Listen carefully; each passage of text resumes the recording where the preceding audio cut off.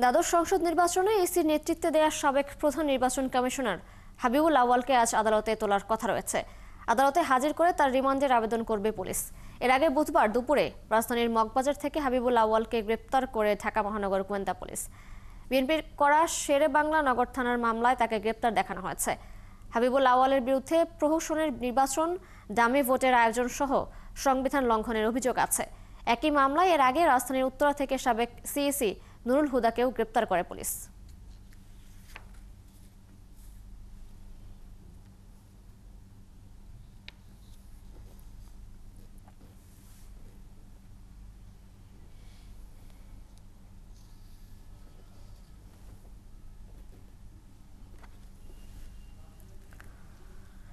সাবেক সিইসি হাবিবুল আউয়ালকে আদালতে হাজির করার কথা রয়েছে আজ। সে বিষয়ে জানাতে আমাদের সাথে যোগ দিচ্ছেন সহকর্মী সুমন তানবীর।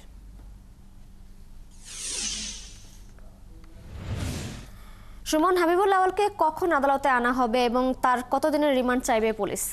দেখেন, আমরা আধা ঘন্টা আগে কথা বলেছিলাম মামলার যিনি তদন্ত কর্মকর্তা আছেন, তিনি কিন্তু আমাদের জানালেন তখনও তিনি শেরেবাংলা নগর থানায় আছেন। আপনি জানেন যে মামলাটি শেরেবাংলা নগর থানায় বিএনপির করা একটি মামলায় গতকাল তাকে গ্রেপ্তার করা হয়েছে এবং গতকাল 2টার দিকে তাকে গ্রেপ্তার করা হয়েছে। এবং আমরা জানি যে 24 ঘন্টার ভিতরে আসলে আসামিকে আদালতে প্রডিউস করতে হয়, সেই হিসাবে কিন্তু 2টার ভিতরে আসামিকে আদালতে নিয়ে আসার কথা রয়েছে। তবে আমরা যখন সকালে কথা বলছিলাম আসলে মামলার তদন্ত কর্মকর্তার সঙ্গে, তিনি বলছিলেন যে তিনি এখন ডিবি কার্যালয়ে যাবেন। আমরা কিন্তু জানি যে গতকাল গ্রেপ্তারের পর থেকে অর্থাৎ মগবাজার থেকে যখন গ্রেপ্তার করেছে এবং গ্রেপ্তারটিও কিন্তু আসলে গোয়েন্দা পুলিশই করেছে, মগবাজার তার এক আত্মীয়ের বাসায় থেকে তাকে গ্রেপ্তার করা হয়েছে। আমরা জানি যে তার বাসা আসলে পরিবাগ এবং আমরা গত রবিবার যখন আরেক কমিশনার নুরুল হুদাকে গ্রেপ্তার করা হয়েছিল সেই দিনই আমরা শুনছিলাম যে এই সাবেক সিইসি ওনাকেও গ্রেপ্তার করা হয়েছে। তবে তার পরবর্তীতে ডিবি পুলিশ আমাদেরকে গতকাল যে বিষয়টি পরিষ্কার করলো যে আসলে তাদের কাছে তথ্য ছিল বসুন্ধরা এলাকায় তিনি আছেন, সেই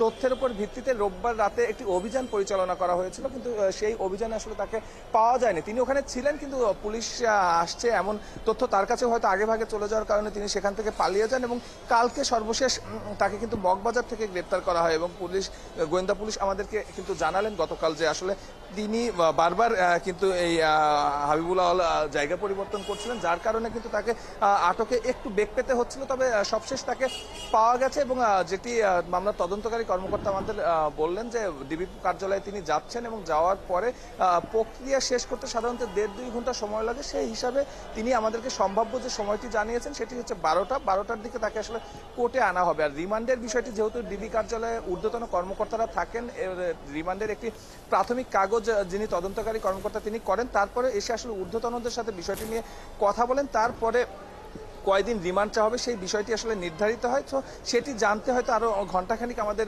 সময় লাগবে। তবে সর্বশেষ যিনি সিইসি যাকে আসলে গ্রেপ্তার করা হয়েছে এবং যিনি এখন রিমান্ডে আছেন নুরুল হুদা, তার বেলায় আমরা যেটি দেখেছিলাম তার 10 দিন রিমান্ডের আবেদন করা হয়েছিল এবং সেই 10 দিন রিমান্ডের প্রেক্ষিতে এই আদালত তার 4 দিনের রিমান্ড মঞ্জুর করে। আজকে বুধবার অর্থাৎ তার 2 দিন রিমান্ড কিন্তু অলরেডি হয়ে গেছে এবং কালকে আমরা যখন ডিবি কার্যালয়ে গিয়েছিলাম আমরা কিন্তু দেখেছি যে তাকে পুলিশ থেকে এখন ডিবি কার্যালয়ে নিয়ে আসা হয়েছে এবং গোয়েন্দা পুলিশ তাকে জিজ্ঞাসাবাদ করছে। আসলে তাকে কোন বিষয়গুলো জিজ্ঞাসাবাদ করা হবে কিংবা এই যে সিসি হাবিবুল আউয়াল তাকে কোন বিষয়গুলো জিজ্ঞাসাবাদ করে সেই প্রশ্নগুলো কিন্তু আমরা ডিবি যারা অফিসার আছেন তাদের সঙ্গে জিজ্ঞেস করছিলাম।